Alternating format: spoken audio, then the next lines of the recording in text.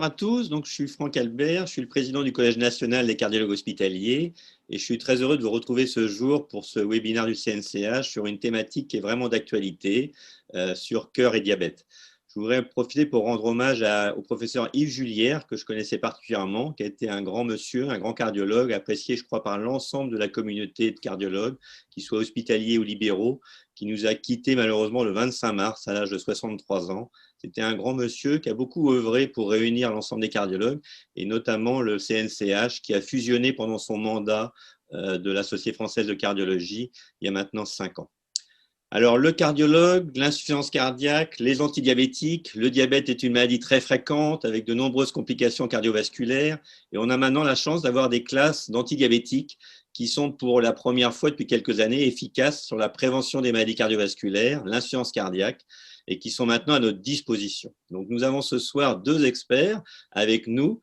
Serge Cohen, qui est donc le président du Collège national des cardiologues français, à qui je remercie d'être présent ce soir, et puis François Divard, que tout le monde connaît, qui est un expert effectivement dans toutes les analyses des études et le diabète, cardiologue interventionnel donc à Dunkerque. Vous êtes plus de 400 inscrits ce soir. Vous pourrez poser vos questions sur l'onglet du Zoom en bas, converser, et nos experts vous répondront pour garder effectivement toute l'interactivité. Bonjour Serge, je vais te laisser donc présenter François que tu connais bien. L'un est à Marseille, l'autre à Dunkerque avec un gradient donc nord-sud comme on dit. Et donc je te laisse présenter ton collègue Serge. Et merci à vous deux encore. Merci beaucoup Franck pour cette invitation. Bon, le gradient nord-sud n'empêche pas l'amitié très forte qui nous lie. C'est surtout lui l'expert. Moi je suis là en tant que président du CNCF. Et c'est vrai que jusqu'à présent, le cardiologue, dans le diabète, qu'est-ce qu'il faisait? Il dépistait l'ischémie myocardique, il dépistait les complications vasculaires, donc vous savez, je suis, voilà, qui est mon dada, mais il n'était pas impliqué dans les traitements du diabète. Et on a vu successivement les agonistes du GLP-1, les inhibiteurs du GLT2, ces fameuses glyphosines, avec toutes ces études dans l'insuffisance cardiaque, finalement, que le patient soit diabétique ou pas diabétique, et le cardiologue, comme je l'ai écrit dans un éditorial récent, est devenu diabétologue, quelque part. Alors, pour nous parler de tout ça, tous ces sujets vraiment brûlants d'actualité, bon, François Divard, comme on ne le présente plus, tu l'as dit, c'est le secrétaire scientifique du CNCF, il est responsable de la veille bibliographique au sein du collège, qui est notre dernier né, qui va bientôt paraître, dont vous pourrez tous bénéficier de manière très fréquente. Et donc, François, écoute, tu vas nous parler donc, du cardiologue, du diabète, de l'insuffisance cardiaque et de tous ces nouveaux traitements. Merci beaucoup. Alors, je partage mon écran. Est-ce que tout le monde voit ma diapositive? C'est parfait, François. Parfait. Alors, d'abord, je vous remercie de m'avoir convié l'un et l'autre à parler du diabète, de l'insuffisance cardiaque et du cardiologue, trois thèmes qui sont maintenant étroitement liés. Je fais juste une petite parenthèse comme tu l'as fait, Franck. J'avais un lien très personnel avec Yves Julière puisqu'on a été chef de clinique exactement à la même époque et ma femme qui est cardiologue a été son interne, donc je faisais fréquemment le chemin jusqu'à Nancy et nous étions vraiment très amis et ça fait très bizarre de perdre quelqu'un. Bon, toutes mes condoléances à sa famille et puis à sa mémoire. D'ailleurs, je vais dédier cette présentation à sa mémoire. Alors, pourquoi le cardiologue, le diabète et l'insuffisance cardiaque? Donc, cette session, et merci à Franck, peut être faite en partenariat avec le Collège national des cardiologues français. Voici mes principaux conflits d'intérêts. Et je vais utiliser ce plan et on fera une petite coupure entre chacun de ces trois parties. Premier élément, j'utilise les antidiabétiques. Deuxièmement, je comprends pourquoi, comme cardiologue, maintenant, je suis amené à les utiliser. Et troisièmement, je réfléchis. Vous savez qu'on aura en mai-juin, avec une publication officielle fin août, début septembre, les nouvelles recommandations de la Société européenne pour la prise en charge de l'insuffisance cardiaque, dans lesquelles, on n'en doute pas, les glyphosines seront présentes. On ne sait pas encore aujourd'hui exactement à quelle place, mais vous verrez que plusieurs scénarios sont possibles et qu'à mon sens, tous se valent. Alors, j'utilise chose très simple. Donc, la présentation s'appelle « Le cardiologue, le diabète et l'insuffisance cardiaque ». On va raisonner sur ce tableau à double entrée. Mon patient a une insuffisance cardiaque ou n'en a pas. Il a un diabète ou il n'en a pas. Donc, première partie, le cardiologue et le diabète. Le patient a un diabète et n'a pas d'insuffisance cardiaque. Alors, quand on fait ça en présentiel, c'est beaucoup plus facile. Là, je vais donner bien sûr les réponses. La question est-ce que je peux, comme cardiologue, prescrire une glyphlosine, un inhibiteur de la SGLT2, en l'occurrence la dapagliflozine, à un patient qui a un diabète et pas d'insuffisance cardiaque, est-ce qu'il sera remboursé?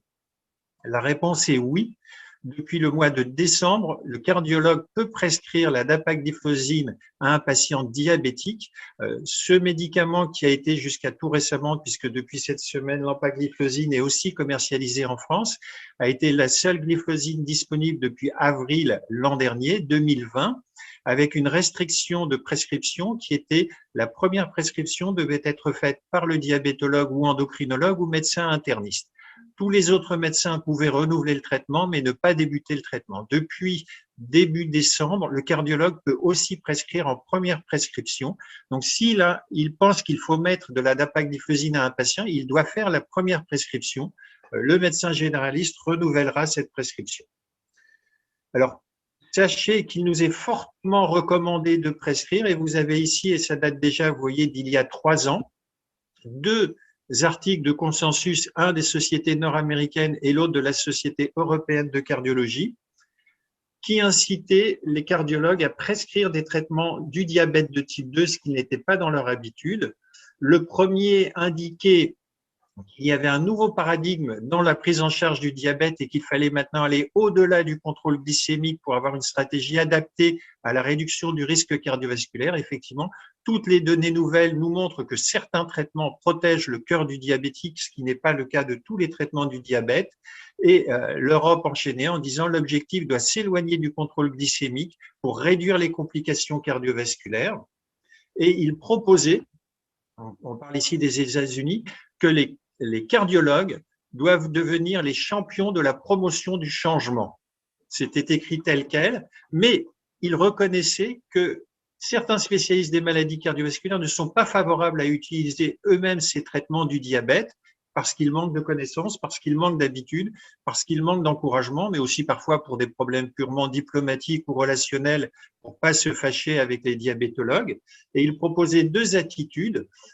Être un consultant, c'est-à-dire discuter et favoriser la prescription de ces traitements sans forcément les prescrire soi-même, ou la deuxième possibilité qui est plus facile dans des maisons de groupe pluridisciplinaires ou à l'hôpital, faire partie d'une équipe multidisciplinaire spécialisée et avoir son mot à dire pour prescrire ces traitements et surtout pour qu'ils soient prescrits. Oh, pardon, c'était un peu trop vite. Deuxième cadre, le cardiologue et l'insuffisance cardiaque. Le patient a une insuffisance cardiaque et n'a pas de diabète. Est-ce que je peux prescrire une glyphlosine chez ce patient? La réponse est oui depuis décembre, où il y a une AMM européenne pour la dapagliflozine dans l'insuffisance cardiaque à fraction d'éjection réduite. Par contre, le patient ne sera pas remboursé. Donc, je peux prescrire si je le souhaite. Le prix du traitement, si la caisse est regardante, sera à la charge du patient. Troisième cas de figure, le cardiologue, le diabète et l'insuffisance cardiaque. Le patient a un diabète et une insuffisance cardiaque. Est-ce que je peux prescrire? La réponse est oui. Je peux prescrire et le patient est remboursé. Donc, dès lors qu'il y a diabète, je peux prescrire qu'il y ait ou non insuffisance cardiaque. Le dernier cas de figure, il n'a ni insuffisance cardiaque ni diabète. Est-ce que je peux prescrire? Est-ce qu'il est remboursé? C'est actuellement sans objet, on ne peut pas prescrire. Le traitement n'est bien sûr pas remboursé, mais sachez qu'on le verra brièvement, une étude qui s'appelle DAPA-CKD a montré que chez des patients qui ont une insuffisance rénale, une protéinurie et pas de diabète, la dapagliflozine réduit l'évolution de l'insuffisance rénale et les événements cardiovasculaires, dont la mortalité totale, et que donc, dans les mois qui viennent, chez un patient qui n'aura pas d'insuffisance cardiaque et pas de diabète, il y aura probablement une possibilité de prescrire ces traitements qui seront par ailleurs remboursés. Et il est très probable d'ailleurs que les néphrologues fassent partie des médecins qui pourront utiliser ce traitement en première prescription, voire tous les médecins, puisqu'il est question que les restrictions de première prescription soient levées. Donc, si je schématise, dès lors qu'il y a diabète, vous voyez feu vert, je peux prescrire et le patient est remboursé. S'il n'y a pas de diabète, je peux prescrire dans l'insuffisance cardiaque, le patient n'est pas remboursé. S'il n'y a ni diabète ni insuffisance cardiaque, aujourd'hui, fin mars 2021, il ne peut y avoir ni prescription ni remboursement. C'est donc relativement simple. Implication, dès lors que je peux prescrire dans l'insuffisance cardiaque et surtout dans le diabète avec ou sans insuffisance cardiaque, qu'il le veuille ou non, qu'il sache le faire ou non, le cardiologue va devoir interférer dans le traitement du diabète. Et il y a une chose à comprendre, c'est qu'en fait, bien qu'on s'en soit souvent éloigné, ça n'est pas très compliqué.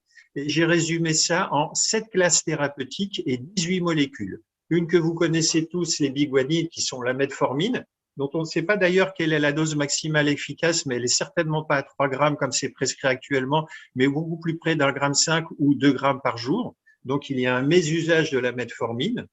Les sulfamides, il y a 4 molécules.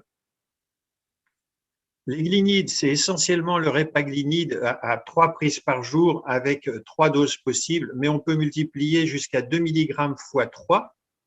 Les inhibiteurs de l'alpha-glucosidase qui sont peu utilisés, la carbose et le migditol, parce qu'ils donnent des problèmes digestifs assez importants. Alors, pas importants en termes d'effets secondaires graves, mais importants en termes de conséquences relationnelles, puisque, pour le dire simplement, ça fait faire des gaz.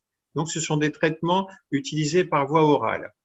Les inhibiteurs de l'ADPP4, vous les voyez largement passer parce que c'est au moins 30 à 40% des diabétiques. Donc, la sitagliptine, Januviax et Levia, la saxagliptine qui est maintenant très, très faiblement prescrite, on verra pourquoi, Longlisa, et la vidagliptine ou Galvus.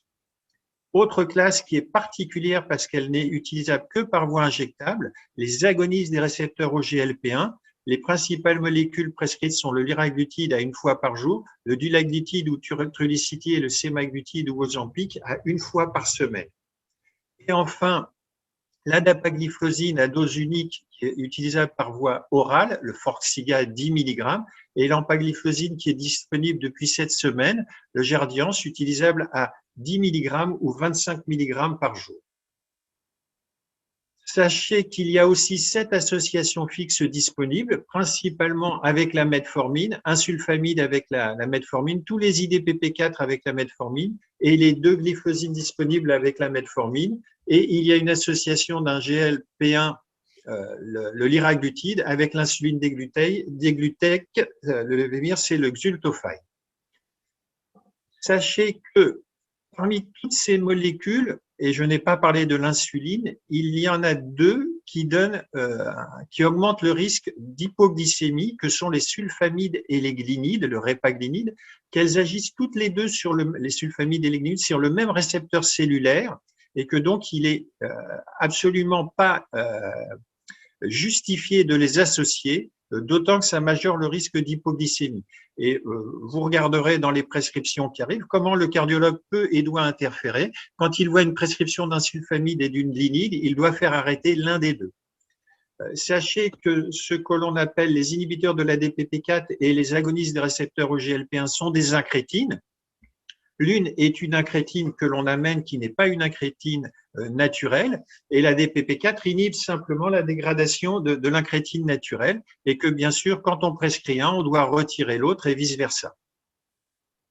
Et enfin, la dernière chose qui est importante dans les précautions d'emploi, la dapagliflozine, si vous êtes amené à l'utiliser, ou l'empagliflozine, en théorie ne sont pas elles-mêmes comme molécules vecteurs d'hypoglycémie parce qu'elles se contentent de faire uriner le sucre que l'on a en trop dans le sang. Par contre, si vous l'utilisez en association avec une molécule hypoglycémiante, un sulfamide, une glinide ou de l'insuline, elle majore les risques d'hypoglycémie induite par ces traitements.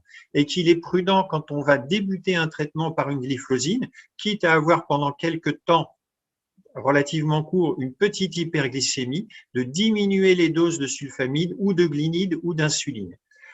Il est peut-être tôt, quand on veut commencer à prescrire ces traitements, de s'amuser avec l'insuline soi-même, sauf si on en maîtrise relativement l'utilisation. En tout cas, on peut tout à fait dire aux patients de diminuer ses glinides et de diminuer ses sulfamides, quitte à les réaugmenter secondairement éventuellement.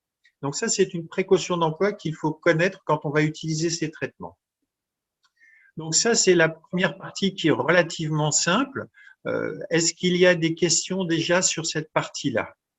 Moi, je voudrais dire que d'abord, je partage tout à fait ton point de vue et je trouve que c'est vrai que il y a beaucoup trop de prescriptions de sulfamine et glinide. Nous, les diabétologues nous le disent, qui sont vraiment pourvoyeurs d'hypoglycémie, qui ne devraient plus être prescrits. Les inhibiteurs du DPP4 n'ont pas vraiment prouvé leur efficacité en dehors de la baisse de l'hémoglobine glyquée. Et toi, question de pratique, tu te permets par exemple d'arrêter le Diamicron sur l'ordonnance, le Novonorm, sans risque de vexer le médecin généraliste, le médecin traitant ou le diabétologue. Alors, quand il y a un diabétologue, je suis beaucoup plus diplomatique et je dis il serait raisonnable, notamment quand il y a de l'insuline, d'arrêter les traitements qui sont insulinosécrétaires, sulfamide et glinide, puisque c'est quelque chose de paradoxal de proposer de l'insuline d'un côté plus des insulinosécréteurs. L'insuline devrait théoriquement arriver quand on n'en fabrique plus. Or, la promotion de l'insuline lors des 20 dernières années a été d'essayer de la mettre de plus en plus tôt dans le traitement du diabète de type 2 pour élargir le marché, hein, il ne faut pas se cacher les choses. Mais du coup, à force d'empiler les traitements et puis d'arriver à l'insuline, on ne retirait pas les insulinosécréteurs. Et donc, toutes ces choses-là, notamment chez les patients âgés, n'apportent aucun bénéfice sur le plan clinique, mais en plus majeure le risque d'hypoglycémie. Donc, je n'ai pas, là pour des raisons médico-légales, de scrupule à arrêter un de ces traitements. Alors, en tout cas, ce qui est certain, c'est quand il y a sulfamide et glinide, j'arrête un des deux. Et tu ne penses pas que directement en relais de la metformine, qui est toujours prescrite en première intention si ce traitement n'est pas aux objectifs en matière d'hémoglobine glyquée, on pourrait passer directement aux agonistes du GLP-1 ou aux inhibiteurs du SGLT2 sans passer par les autres cases? Alors, théoriquement, si on a un patient à risque cardiovasculaire élevé, que ce soit d'événements athérothrombotiques, AVC ou infarctus ou à risque d'insuffisance cardiaque, ces molécules devraient être prioritaires. Et il y a 2 ans, la Société européenne de cardiologie, en conjonction avec la Société européenne de diabétologie, l'EADS, EASD, ont proposé que chez les patients qui n'avaient pas de metformine mais qui répondaient à ces critères, on puisse d'emblée prescrire un ARGLP1 ou une glyphosine. Et on regardait secondairement l'hémoglobine glyquée pour adapter le traitement. Chez les patients qui ont de la metformine, avant de regarder l'hémoglobine glyquée, on prescrivait ces traitements et on regardait secondairement l'hémoglobine glyquée pour ajuster les traitements. C'est-à-dire que oui, avec ou sans metformine, dès lors que l'on a des patients à risque cardiovasculaire, ces traitements devraient être prioritaires. Et il est faux de dire, comme on l'entend, oui, mais ces traitements ont été évalués chez des patients qui avaient déjà de la metformine. Alors, c'est faux pour 2 raisons. Quand on regarde les études, il y avait en moyenne un petit quart des patients qui n'avaient pas de metformine. Et quand on regarde les méta-analyses faites avec et sans metformine, le bénéfice est le même. Tu n'as pas ton micro, Franck.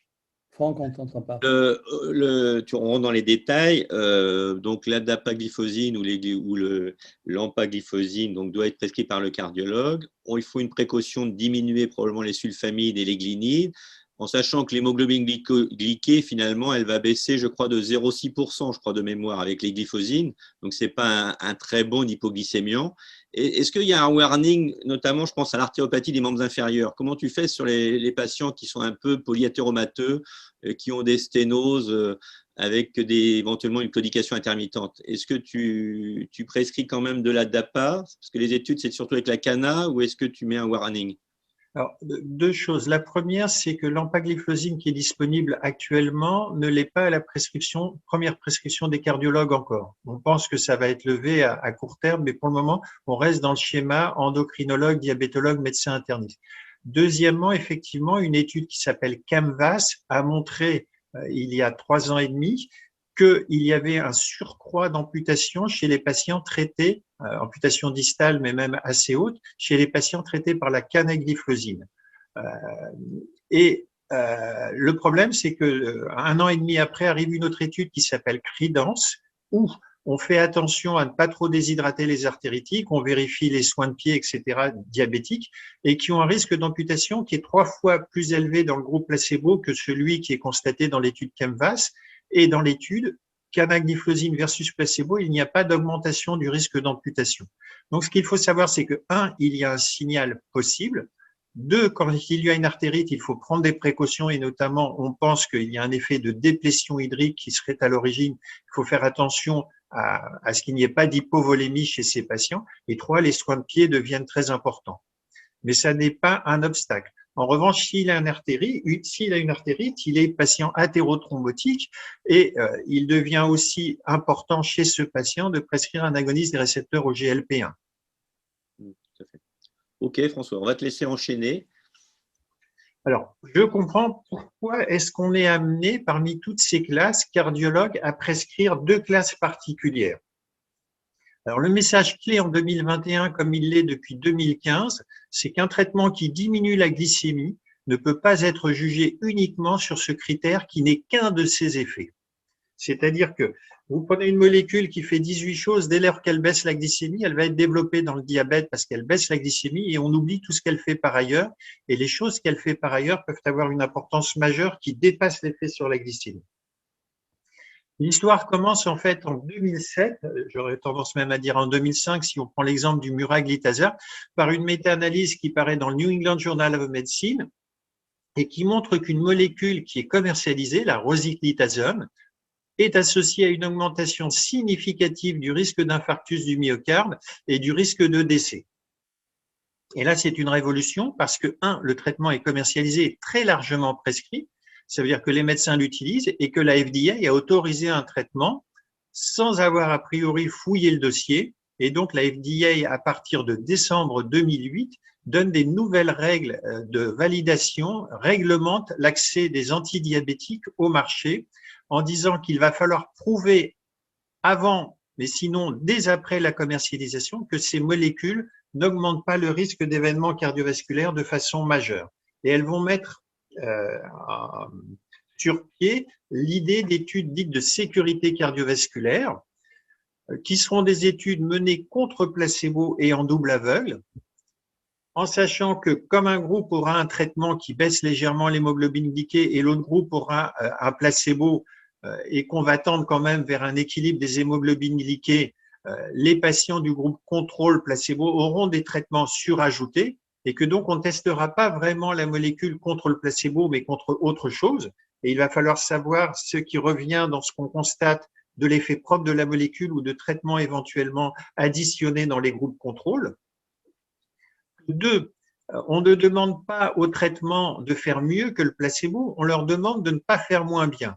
Et on met ce qu'on appelle une marge de non-infériorité à 1,30. Ça veut dire que le traitement ne doit pas, dans son intervalle de confiance à 95%, être au-delà de 1,30 par rapport au placebo, ce qui traduit en français correct veut dire on ne doit pas avoir plus de 95% de probabilité, enfin 5% de probabilité que le traitement, plus 5% de probabilité que le traitement soit plus nocif que le placebo de 30%. C'est la première fois où on demande dans l'évaluation d'un médicament de démontrer qu'un médicament n'est pas plus nocif que le placebo de 30%.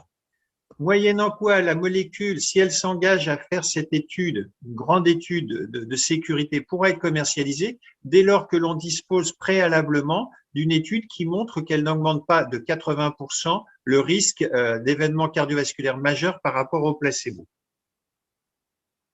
Troisième chose là-dedans, le critère principalement évalué dans ces études, donc double aveugle contre placebo, sera ce qu'on appelle un critère majeur d'événements cardiovasculaires à 3 critères, décès cardiovasculaire, infarctus et AVC.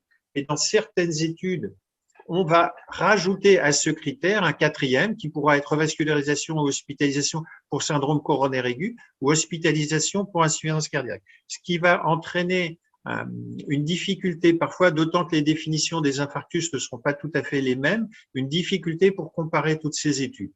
Et autre élément, ce que l'on demande, c'est de la sécurité cardiovasculaire. Est-ce que ça fait plus ou moins bien que le placebo sur le risque d'infarctus? Mais on ne demande pas, parce que c'est supposé acquis, alors que les preuves sont encore assez fragiles, quel est l'effet de ces traitements sur la microangiopathie, le rein, la rétine et le nerf, tant en termes d'efficacité ou de sécurité.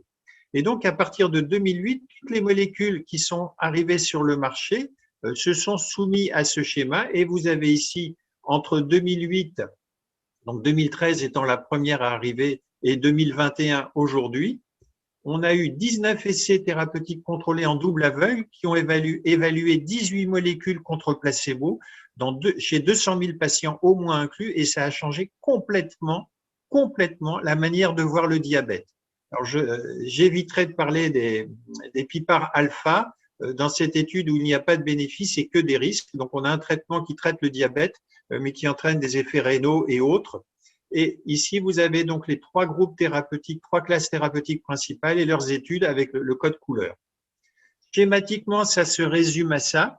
Les grandes études d'évaluation des glyphlosines, parmi les incrétines, les grandes études d'évaluation des IDPP4 et parmi les agonistes de GLP1, les grandes études d'évaluation des agonistes des récepteurs des GLP1.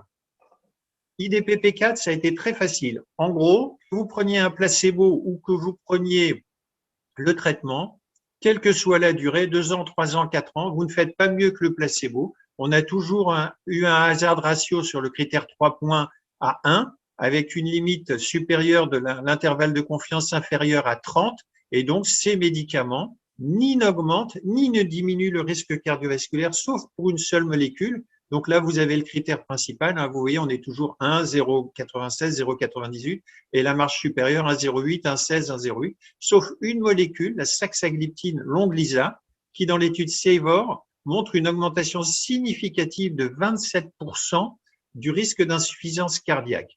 Donc, retenez que, alors que 3 molécules font grosso modo pareil, une, dans la même classe thérapeutique, augmente le risque d'insuffisance cardiaque et que cette molécule doit être arrêtée et ne pas être utilisée. J'ai retenu une des dernières études parues sur le sujet, qui est l'étude Carmelina, qui permet d'évaluer la linagliptine contre le placebo. Vous voyez que dans le groupe placebo, l'hémoglobine glyquée n'a pas bougé, alors qu'elle a diminué de presque 0,6 points dans le groupe traité, donc ça baisse effectivement l'hémoglobine glyquée. Sur les critères, les 3 critères principaux, vous voyez placebo ou traitement, rien du tout en 3 ans. Et ce qui est intéressant de voir, c'est sur le critère rénal, alors qu'on a baissé l'hémoglobine glyquée, regardez ici, on n'a aucune différence alors qu'on baisse l'hémoglobine glyquée avec un traitement bien toléré sur le pronostic cardiovasculaire. On n'a aucune différence avec le placebo. Deuxième groupe d'études, dont les inhibiteurs de la SGLT2 ou glyphlosine. Et c'est là qu'apparaît une révolution en octobre 2015 quand sont présentés les résultats de l'étude EMPA-REG Outcome. Donc, cette étude qui évalue l'empagliflozine à 10 ou 25 mg par jour contre placebo, et on a regroupé les deux groupes 10 et 25, non seulement démontre qu'elle est sécurisante par rapport au placebo, mais d'emblée sur le critère primaire, ces études de sécurité en cas de non-infériorité démontrée pouvaient être réévaluées en termes de supériorité, et cette étude démontre une réduction de 14% des événements du critère primaire qui est significatif. Vous voyez un P à 0,02. Plus encore, elle démontre une diminution de la mortalité toute cause et de la mortalité cardiovasculaire, et si vous regardez bien, l'effet se fait assez précocement. Élément particulier, ce bénéfice ne passe pas par une réduction des infarctus et des AVC, mais essentiellement par les événements liés à l'insuffisance cardiaque, avec une séparation des courbes qui est très précoce. Alors ça, c'est une petite particularité de discussion méthodologique. Si on met des critères des éléments dans un critère primaire comme décès cardiovasculaire, infarctus et AVC, c'est parce qu'on pense qu'ils ont le même déterminisme et qu'on peut les associer. Or, pas de chance, quand 2 critères ne bougent pas et que le 3e bouge et qu'une forte proportion de patients meurent d'insuffisance cardiaque, on peut avoir un effet significatif sur les 3 sans que 2, sur les 3 groupés, sans que 2 n'aient bougé du tout. Deuxième étude dont je veux parler, et il y en a eu plusieurs, c'est l'étude. Donc là, on avait une immense majorité de patients en prévention secondaire. L'étude Dickler, qui va arriver un petit peu plus tard, aura seulement 41% des patients qui seront en prévention cardiovasculaire secondaire sur 17 000 patients. Comme on a déjà une antériorité, cette étude va évaluer 2 critères différents, le MES 3 points et les décès cardiovasculaires et les hospitalisations pour insuffisance cardiaque en critères primaires séparés. Alors, pourquoi j'ai retenu cette étude? C'est tout simplement pour montrer que si on regarde ce qu'on a vu tout à l'heure avec la linagliptine, quand vous mettez une glyphosine, vous voyez la différence d'hémoglobine glyquée, elle est grosso modo la même. On va diminuer l'hémoglobine glyquée. En revanche, on va aussi diminuer le poids, en moyenne de presque 2 kg. Donc ça, c'est des choses à savoir. Mais on va aussi diminuer la pression artérielle systolique et diastolique. Alors ça va avoir une importance quand on va utiliser ces traitements, notamment dans l'insuffisance cardiaque. Il faut savoir qu'on diminue la pression artérielle systolique et que chez des patients insuffisants cardiaques qui ont une pression artérielle basse, il va peut-être falloir jouer sur certains traitements associés. Je pense aux antagonistes calciques s'ils ne sont pas justifiés, mais notamment aux diurétiques, pour pas se retrouver avec des baisses trop importantes de pression artérielle. Cette étude va être significative sur un des 2 critères primaires, donc décès cardiovasculaire, hospitalisation pour insuffisance cardiaque, avec une réduction de 17% et un P inférieur à 0,025 puisqu'il y a 2 critères. Par contre, ne va pas l'être malgré une diminution relative de 7% sur le critère événement cardiovasculaire majeur, décès cardiovasculaire, infarctus, AVC. Mais je rappelle qu'on a 60% de patients en prévention primaire. Vous voyez ici une diminution significative des événements rénaux, ce qui n'était pas le cas avec la linagliptine, et on n'a pas d'effet significatif sur la mortalité totale. Ce qui est intéressant de voir, c'est quand on regarde le critère décès cardiovasculaire, hospitalisation pour insuffisance cardiaque, selon que les patients étaient en prévention secondaire, maladie cardiovasculaire athérothrombotique, ou en prévention primaire avec plusieurs facteurs de risque. Alors déjà, vous voyez qu'en prévention secondaire, le diabétique, c'est pas une notion nouvelle, a beaucoup plus de risques d'événements qu'un patient en prévention primaire, mais l'effet est tout à fait homogène que le patient soit en prévention primaire ou secondaire. Vous avez ici le P pour l'interaction, idem pour les événements athérothrombotiques.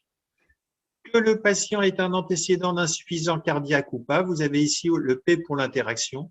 De même, l'effet est homogène. Donc, le traitement exerce un bénéfice qu'on soit en prévention secondaire ou primaire, qu'on ait un antécédent d'insuffisance cardiaque ou non, et qu'on ait un débit de filtration glomérulaire supérieur à 90% ou inférieur à 90 millilitres minute 1,73 m ou inférieur à 60, vous le voyez ici dans le P pour l'interaction. Troisième classe thérapeutique, les agonistes du récepteur au GLP-1. J'ai résumé toutes ces études en une seule diapositive qui vont montrer avec l'étude LEADER en juin 2016 que l'on peut réduire la mortalité totale avec ce traitement, en l'occurrence le liraglutide, effet qui va être retrouvé avec le semaglutide oral dans l'étude Pionnier, mais qui est une étude nettement sous-dimensionnée, et va améliorer le critère rénal aussi. Et là, on va le voir dans la méta-analyse un peu après, l'effet passe essentiellement par une réduction des événements athérothrombotiques. Donc, quelle est la synthèse de tout ça en 2021? Je vais vous la présenter sous une forme de méta-analyse qui reprend toutes les études faites avec les IDPP4, les études faites avec les inhibiteurs de la GLT2, les glyphosines, et celles faites avec les agonistes du récepteur au GLP1. Vous avez ici le critère à chaque fois, et vous avez ici l'effet, donc la ligne d'identité. Vous voyez que sur le critère triple décès cardiovasculaire, infarctus, AVC, les IDPP4 n'ont aucun effet, alors que tant les ARGLP1 que les glyphosines diminuent en gros de 12 à 13% l'ensemble de ces événements. Si vous regardez ce qu'il se passe sur les infarctus non fatals, les IDPP4 n'ont aucun effet. Les agonistes du récepteur au GLP1 diminuent juste significativement le risque d'infarctus du myocarde de 10%. Les glyphosines, il y a une baisse de 6% qui n'est pas significative. Donc, on a un effet qui est athérothrombotique dans cet effet ici.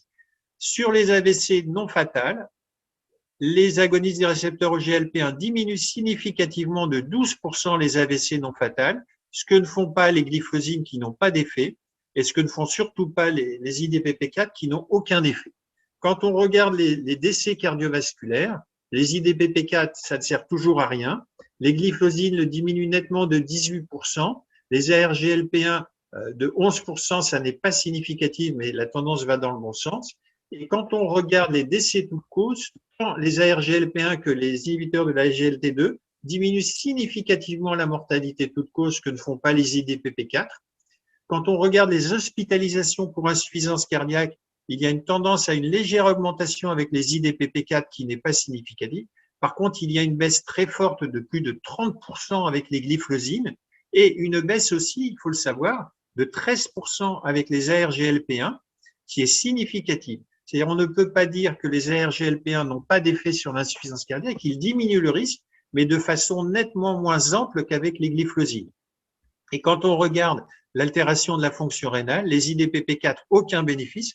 Donc, vous avez une classe qui est utilisée chez presque 40% des diabétiques qui n'a aucun intérêt, alors que les ARGLP1 qui diminuent significativement, qui améliorent la fonction rénale de 14% sont significatifs, et les inhibiteurs de la GLT2 de 40% améliorent le pronostic rénal. Cette classe ici n'est prescrite que chez moins de 10% des diabétiques, et celle-ci en est à ses tout débuts, et est encore très peu prescrite, on doit être entre 2 et 3% seulement. Donc, ce que l'on remarque, dès lors qu'on a une classe qui a un effet tout à fait inattendu sur le pronostic rénal, alors qu'une autre a un petit bénéfice et une autre n'en a aucun, la question a été posée, est-ce que ces molécules n'auraient pas un bénéfice propre chez les patients qui ont une insuffisance rénale, ce qui a été à l'origine d'une étude qui s'appelle DAPA, je m'excuse pour la faute, DAPA-CKD, où on a évalué chez des patients qui ont une insuffisance rénale, c'est-à-dire un débit de filtration glomérulaire entre 25 et 75 et une protéinurie, l'effet, qu'ils aient ou non un diabète, l'effet de la dapagliflozine contre placebo sur un critère qui comprend des événements rénaux et des événements cardiovasculaires.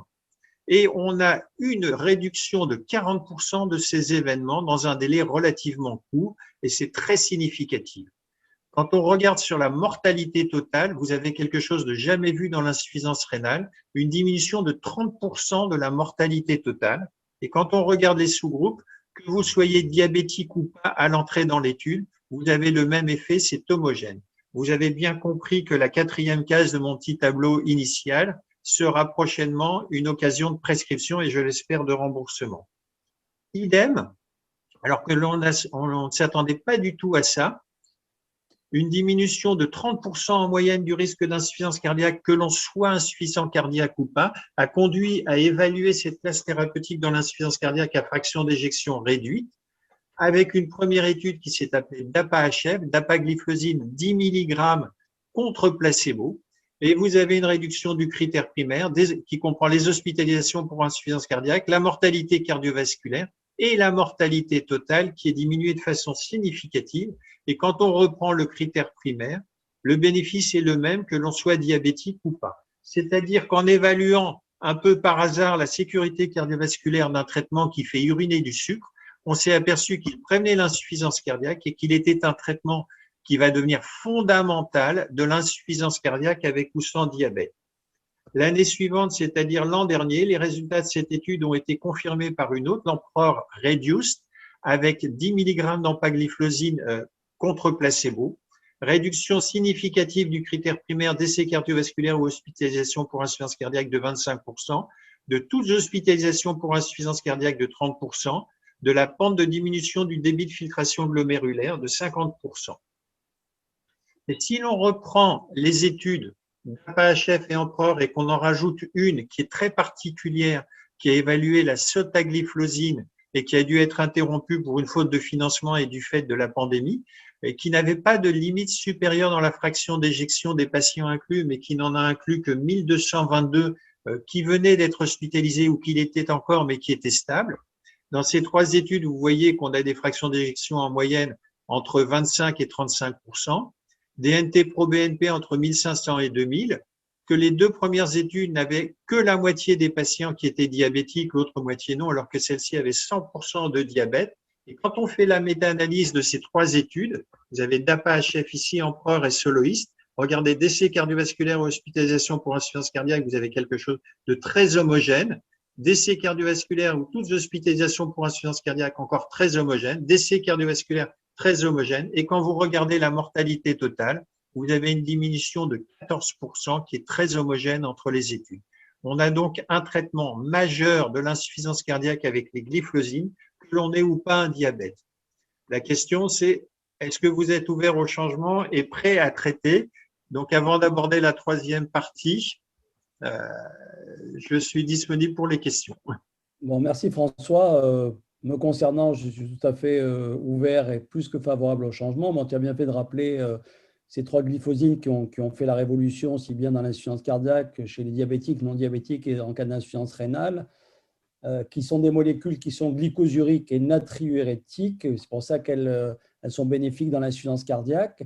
Ma question, c'est, tu as dit que dans 40% des diabètes, on prescrivait des molécules inutiles, voire inefficaces, voire qui augmentaient la mortalité. Tu me vois venir, mais d'après toi, quelle en est la cause? Est-ce que c'est manque de courage de prescrire une molécule, entre guillemets, nouvelle et peut-être dont on ne connaît pas tous les effets, manque de connaissances, manque d'informations? C'est quoi la cause pour toi?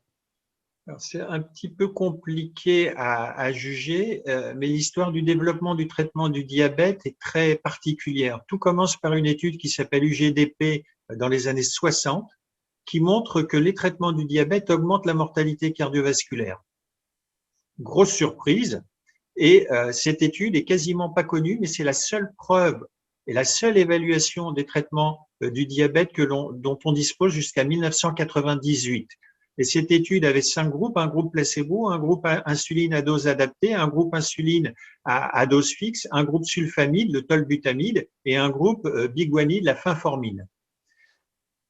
Pourquoi UKPDS se met en route? Parce que des investigateurs en Angleterre sont très surpris des résultats de cette étude et veulent évaluer les sulfamides et le traitement du diabète contre placebo. Et font une étude abracadabrante qui s'appelle UKPDS, dont on démarre l'étude en 1977 et qui, pour inclure 4000 patients, va aboutir en 1998.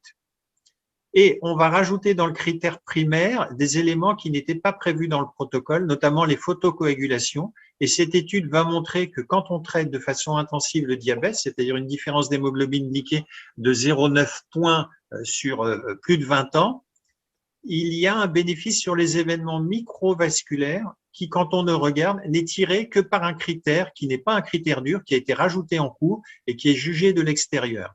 Aucun bénéfice rénal, aucun bénéfice sur quoi que ce soit d'autre, et notamment sur les événements cardiovasculaires. Mais à partir de ce moment-là, la messe va être dite. Il faut traiter le diabète pour baisser les événements microvasculaires. Et comme en parallèle, il y a une étude qui s'appelle UKPDS 34, où on va évaluer la metformine contre placebo chez la metformine contre soins usuels, puisque c'est une étude ouverte chez 342 patients, et que dans ce bras de l'étude, il n'y a pas de diminution des événements microvasculaires, mais des événements macrovasculaires, on va dire il faut traiter le diabète pour diminuer les événements microvasculaires. Donc, on va associer la baisse de glycémie à ces bénéfiques sur le micro, mais il faut utiliser la metformine en première intention, qui n'a aucun effet sur le microvasculaire. C'est dans la publication du Lancet en 98, c'est dans la publication du New England Journal of Medicine en décembre 2008. Si vous regardez 30 ans de suivi sous metformine, aucun bénéfice sur les événements microvasculaires. Peu importe la messe est dit, il faut baisser l'hémoglobine glyquée. En première intention, la metformine, en deuxième intention, les sulfamides, et en troisième intention, l'insuline, puisqu'on avait aussi un groupe traitement insuline. Quand les autres traitements vont venir, ils vont montrer qu'ils sont bien tolérés et ils vont profiter de l'image. Il faut traiter la glycémie pour améliorer le pronostic. Et donc, l'histoire va se faire et il va s'ancrer pendant une vingtaine d'années, de 98 à tout récemment, l'idée que le schéma est très simple, c'est toutes les recommandations. Et quand les nouveaux traitements vont arriver, d'abord, les glyphosines, on ne va pas les avoir tout de suite. Deuxièmement, les ARGLP1 coûtent assez cher et sont injectables, et c'est toujours gênant alors qu'on passe assez facilement à l'insuline, ont une tolérance abdominale qui est digestive, qui est un peu particulière, mais avec laquelle on peut arriver. Et les IDPP4 vont avoir cet avantage, c'est qu'ils sont neutres. Pas d'effet secondaire, tout passe bien. Donc, quand on doit rajouter quelque chose, on met très facilement un IDPP4, notamment en médecine de ville. Et donc, il y a une habitude et des schémas conceptuels qui sont là et implantés, et il est très, très dur de remonter le courant. Alors François, je vais te poser deux petites questions courtes avec une réponse courte. Là, tu as fait quand même l'apologie des glyphosines et on voit pourquoi, en termes de prévention d'insuffisance cardiaque, de traitement d'insuffisance cardiaque, de prévention d'insuffisance rénale terminale, et qu'on a beaucoup de patients comme ça. On a deux classes quand même depuis 3 ans, donc les glyphosines, mais aussi les analogues de la GLP1.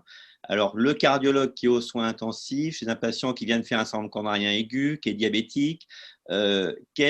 Beaucoup de patients vont être traités par les glyphosines. Est-ce qu'il y a encore une niche et pour qui tu vas réserver les analogues de GLP-1 de première intention? Et la deuxième question, est-ce que l'avenir, ce n'est pas d'associer finalement ces deux classes? Il y a eu un papier, je crois, récent là-dessus. Et quel est ton avis sur ce… Voilà. Il y a une troisième petite question dans le chat qui est, c'est les patients sous insuline, est-ce qu'on peut mettre ces nouvelles molécules? Voilà. Alors, je vais répondre dans le désordre. On peut mettre ces nouvelles molécules, bien évidemment, chez les patients sous insuline, dès lors qu'ils n'ont pas que ça, c'est-à-dire qu'ils ne sont pas diabétiques de type 1. En France, l'AMM n'est pas accordée, mais comme je le disais tout au début, il va falloir faire attention à probablement baisser les doses d'insuline pour ne pas risquer l'hypoglycémie. Deuxième chose, est-ce qu'il ne faut pas associer, est-ce que ce n'est pas l'avenir? Pour moi, ce n'est pas l'avenir, c'est le présent. Si j'ai deux classes à donner à un diabétique, c'est ces deux-là. Et troisièmement, par rapport aux soins intensifs, une étude dont on a très peu parlé, qui a été publiée en juin 2009, a montré que si vous cherchez chez un patient aux soins intensifs à normaliser la glycémie entre 0,8 et 1,2 par rapport à la laisser autour de 1,8, sa mortalité totale augmente de 22% à 3 mois.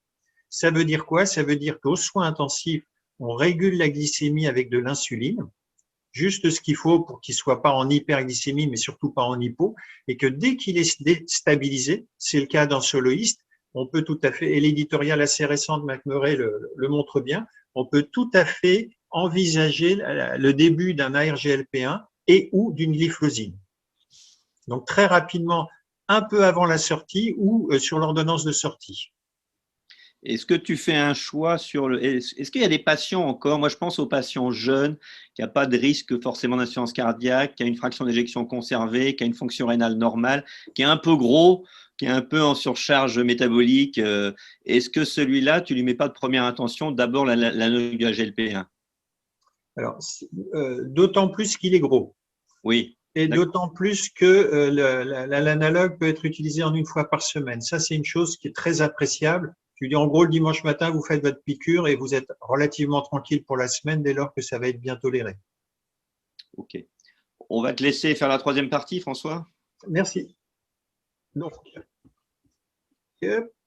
troisième partie, c'est juste une réflexion sur ce que pourrait être et pourquoi les nouvelles recommandations. Donc, on a vu les résultats des études et je vais vous montrer quelques données complémentaires qui sont une vraie réflexion aujourd'hui. Donc, nouvel algorithme de traitement dans l'insuffisance cardiaque, et là, on va parler des glyphosines exclusivement, chez qui je peux et je dois prescrire, à quel moment, et en parallèle ou après les autres traitements. Alors, chez qui? On a eu dans les 18 derniers mois plusieurs prises de position ou articles de commentaires éditoriaux qui essayent de préciser ça. Donc, l'Association pour l'insuffisance cardiaque de la Société européenne de cardiologie, qui, je le précise, est celle qui va co-réaliser avec des membres de l'ESC les recommandations à venir, avait pris cette position. Et avait distingué deux cas de figure, les patients qui ont un diabète et une maladie cardiovasculaire avérée ou un haut risque cardiovasculaire, et les patients qui ont une insuffisance cardiaque à fraction d'éjection réduite avec ou sans diabète de type 2. Et en gros, ça dit ça, on va le résumer comme ça. S'il est diabétique à haut risque cardiovasculaire et qu'il n'a pas d'insuffisance cardiaque, il faut prescrire une glyphosine pour diminuer le risque d'insuffisance cardiaque. Alors, on ne parle pas, je le remontre ici, on est bien sur une prise de position qui concerne les glyphosines. On n'est pas dans les ARGLP1. Donc, patient diabétique à haut risque, glyphosine. Patient insuffisant cardiaque symptomatique à fraction d'éjection réduite, avec ou sans diabète, glyphosine pour améliorer le pronostic. En gros, ça, conclusion de cette prise de position, glyphosine très facilement, ce qui rejoint le schéma dont je vous ai parlé pendant l'étude. Alors quand? Étude très intéressante publiée par McMurray dans Circulation, qui dit qu'en gros, pour des raisons chronologiques, le traitement de l'insuffisance cardiaque s'est fait comme ça. Les premières molécules à avoir démontré un bénéfice, ça a été les IEC, je vous rappelle, Consensus 2 en 87, SAVE et SOLVED en 91-92, puis les bêta-bloquants fin de la décennie 90, puis en parallèle les antagonistes des récepteurs aux minéralocorticoïdes, je vais résumer à la spironolactone, sachant qu'il y a l'éplérénone, puis beaucoup plus récemment le sacubitril, valsartan, donc les ARNI, et enfin les inhibiteurs de la SGLT2. Et donc le bon schéma voudrait qu'on commence dans l'ordre chronologique et que conventionnellement, on va prescrire les traitements comme ils ont été validés chronologiquement, en sachant qu'il faut titrer les IEC, titrer les bêta-bloquants, titrer les ARNI si on choisit de les mettre après, à la place des IEC. Mais ça pose problème. Le premier, c'est qu'à chaque fois, alors qu'on sait que ces classes sont bénéfiques, et notamment, je pense que vous savez que les bêta-bloquants sont dans le traitement d'insuffisance cardiaque le traitement le plus bénéfique qu'il soit, puisqu'on a une réduction de 25 à 30% de la mortalité dès la première année, ce que ne procurent pas les IEC et antagonistes des récepteurs à l'angiotensine 2. Donc, on va prendre du retard pour démarrer des traitements, puisqu'à chaque fois, on va attendre, si on veut être logique, on va attendre la titration du précédent, passer au deuxième, titrer, passer au troisième, etc. Ça suppose ce schéma que les plus efficaces sont d'abord, ce qui n'est pas le cas. Ça suppose que les traitements ne sont efficaces que quand ils sont à la pleine dose de titration. Donc, on va attendre qu'on y arrive. Et ça suppose que chaque traitement a été testé dans un environnement où il n'y avait que l'autre précédemment. Et McMurray propose ce schéma. Compte tenu des bénéfices attendus, il serait bien de débuter le traitement d'emblée, avec les conditions de stabilité dont on a parlé, par une glyphosine et un bêta-bloquant. Alors, ça peut vous surprendre pour un traitement qui a été évalué en 5e intention, hein, mais vous allez voir qu'il y a quelque chose de très fort pour suggérer ça. Deuxième étape, vous voyez, 1 à 2 semaines après, un ARNI, parce que McMurray pense qu'il vaut mieux mettre les sacubitril, valsartan à la place des IEC ou des ARA2 du fait du bénéfice démontré. Et troisième intention, et en gros, dans le mois, on a toutes nos classes thérapeutiques chez ce patient. Est-ce que ça paraît très audacieux, ça? Finalement, non. Je vais vous montrer une étude qui est parue tout récemment en ligne dans le JAMA Cardiologie du 17 février, qui est une sous-analyse de l'étude d'APA-HF. Vous avez ici le critère primaire, aggravation de l'insuffisance cardiaque et décès cardiovasculaire. Ici, vous avez la ligne d'identité. Quand on est en dessous, le traitement fait mieux. Quand on est au-dessus, il fait pire. Et vous voyez qu'ici, d'emblée, on a un bénéfice qui s'exprime d'emblée. Ici, c'est le hazard ratio et qu'il est significatif très précocement. L'aggravation de l'insuffisance cardiaque ou le décès cardiovasculaire est significatif dès le 28e jour. L'aggravation d'insuffisance rénale est significative d'emblée. Les décès cardiovasculaires vont devenir significatifs au bout d'un moment parce qu'il y a moins d'événements. Mais vous voyez, un intervalle de confiance qui est très large. Tout ça pour dire quoi? Que le bénéfice de ce traitement, quand vous le mettez dans l'insuffisance cardiaque à fraction d'éjection réduite symptomatique, s'exprime dès le premier mois de façon significative. C'est quelque chose d'assez exceptionnel. Autre étude qui est parue le 26 janvier en ligne dans Circulation, la même étude faite avec l'empagliflozine sous analyse de Empereur Reduce.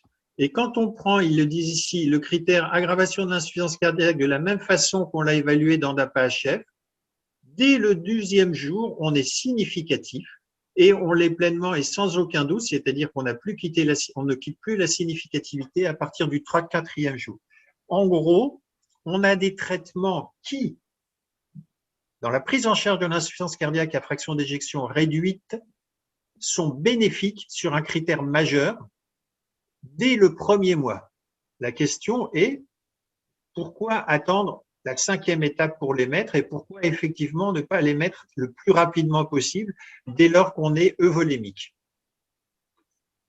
Autre proposition faite par Rosano dans Cardiac Fellow Review, quelle place pour les inhibiteurs de la SGLT2? Lui reprend le schéma classique, IEC bêta-bloquant, ARM ensuite, et puis etc. Le schéma, et lui propose qu'en fait, en gros, dès qu'on a mis IEC bêta-bloquant, on démarre par une glyphosine. Vous retrouvez quelque chose qui s'apparente au schéma de la Société européenne de cardiologie, avec les cas de figure en cas de problème, mais donc lui aussi très tôt. Et enfin, que pourrait proposer l'ESC et la HFA en 2021? De façon quasiment certaine, on démarrera par un IEC, un ARA2 avec s'il y a eu première hospitalisation, un ARNI, le bêta-bloquant et probablement les ARM. Je ne pense pas qu'ils aillent aussi loin que McMurray. En parallèle, toujours les diurétiques qu'on adapte au fur et à mesure simplement en cas de syndrome congestif. Si la fraction d'éjection reste malgré ce traitement en dessous de 35%, on étudie la possibilité de mettre un défibrillateur. Et s'il est diabétique ou qu'il persiste des symptômes, on rajoute seulement à ce moment-là la glyphosine. S'il n'est ni diabétique et qu'il n'y a plus de symptômes, on s'arrête et puis on va retrouver nos cas de figure usuels. Donc, vous voyez 3 modes de réflexion. Assez tôt, plutôt tard et très très tôt. Donc voilà, j'en ai fini pour ma présentation, mais je pense que je vais arrêter le diaporama et le partage d'écran. Merci beaucoup François pour cette très très belle synthèse. Alors toi, tu serais plutôt McMurray ou tu serais plutôt Rosano? Et quelle est l'ordonnance de François Diévard après ESCHF? Tu vois un patient insuffisant cardiaque sévère, quelle serait ton ordonnance? Quand on regarde les 3 attitudes, elles se défendent. J'avoue que l'attitude de McMurray, elle est très séduisante parce qu'on met très vite les traitements bénéfiques. Et moi, personnellement, je regarderai les recommandations, mais je ne serai pas dogmatique. Ça veut dire que je serai très flexible.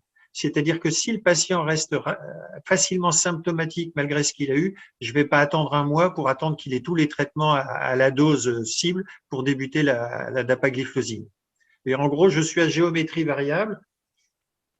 Mais est-ce que tu préférais par exemple l'ADAPA et l'Entresto, donc le sacubitril/valsartan, en même temps par exemple?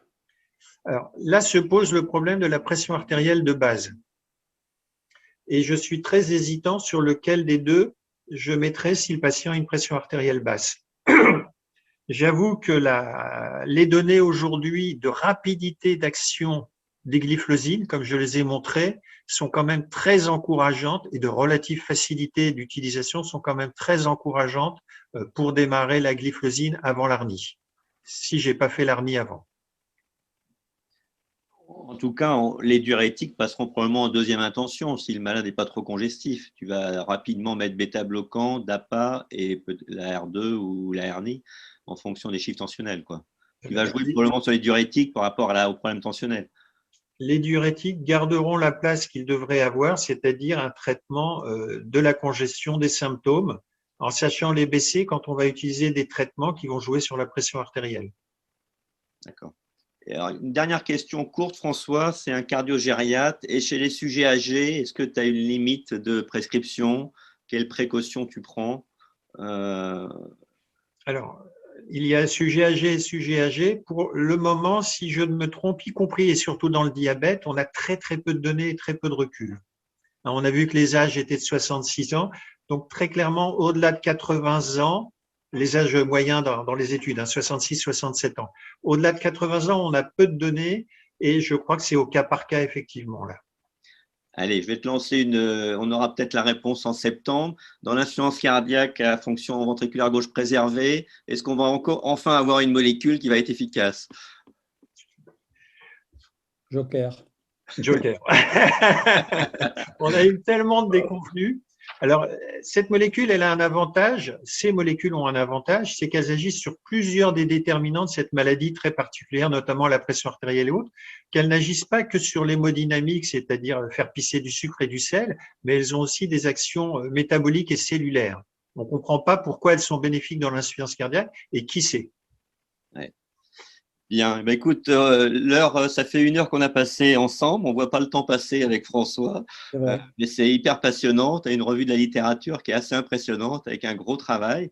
Donc, merci à tous les deux. Vous avez été très nombreux à nous suivre puisqu'on était plus de 100 en fait en live et puis il y avait 130 personnes sur les réseaux sociaux entre Facebook et Twitter.